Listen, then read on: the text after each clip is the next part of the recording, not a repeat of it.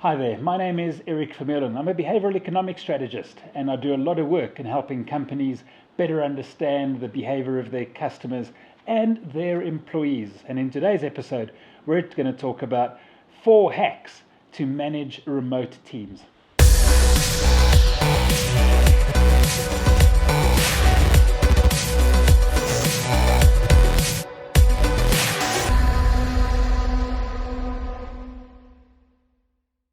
In today's clip, we're going to look at the challenges many companies are facing right now in the midst of the COVID pandemic and how they can effectively manage remote workforces.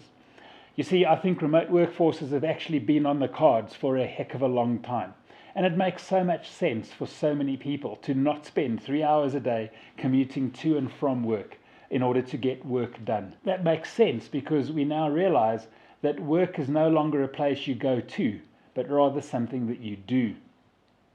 It does present teams and companies with unique challenges, though, in navigating this new world of work, particularly around how to keep employees and teams engaged whilst working remotely. So today, from Behavioural Strategy Insights, I want to share with you 4 hacks that you can employ to manage your teams when they work remotely.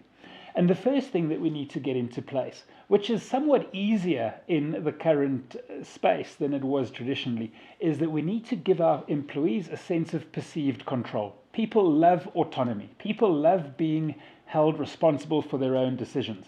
In fact, Netflix have embraced this concept many years ago when they created a culture based on freedom and responsibility.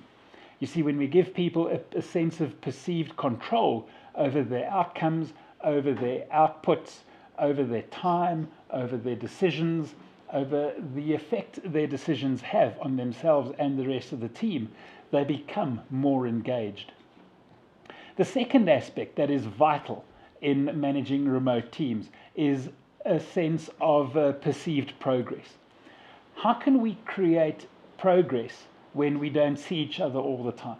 How do we as managers show progress to people who are not in the same place, in the same venue, in the same geographical location all the time? If we can find a way to show consistent perceived progress, that motivates people. On the adventures and expeditions I do, people they always want a roadmap. They always want to know how far have they gone and how far do they still need to go.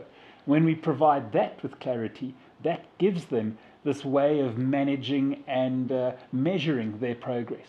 The third thing, again, isn't something that's new. It's what has fueled the explosion in social media, and that is connectedness. People want to feel that they are connected to each other, that they are connected to the team, that they are connected to their progress, to their results. And this craving for connectedness is what's fueled the growth in things like Facebook and other social media platforms. The more ways we can find to create connectedness in a novel way, the easier it is to manage our remote teams. The fourth aspect, though, and in my mind is probably the most important, is how do we create a sense of vision and meaning with our people when they work remotely? You see, when we come into the same office every day and we see our values written on the wall and we're constantly reminded of our goals and targets, it's easy to create meaning. But what we realize now is that for people to be truly engaged with the team, with their business, they need to find a purpose beyond pleasing. They need to find a meaning beyond simply doing the work for the business. You see, almost every employee looks at their job as a trade-off between what they bring to their team or to the company and the salary that they receive in return for that. And they use that salary to create meaning for themselves and their family. They don't look at it simply as numbers on a page. They look at it as the meaning that they create. And again, what we often find in our adventures and expeditions is that people who undertake epic journeys, epic adventures, do better at those. They hang in longer. They move faster when they have a purpose beyond themselves. We had a guy on the Manga Trail race a couple of years ago who did the last 20 kilometers. 2 athletes had to do the last 20 kilometers in under 4 hours to make the cutoff time. One made it, the other didn't. Richard finished a 400-kilometer trail run in 119 hours, 58 minutes and some change.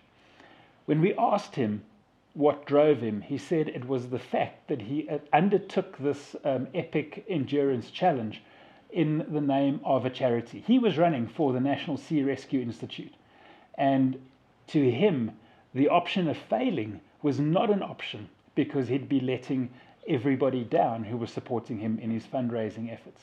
So 4 things that we need to engage our teams when working remotely: perceived control, perceived progress, connectedness, and purpose or meaning.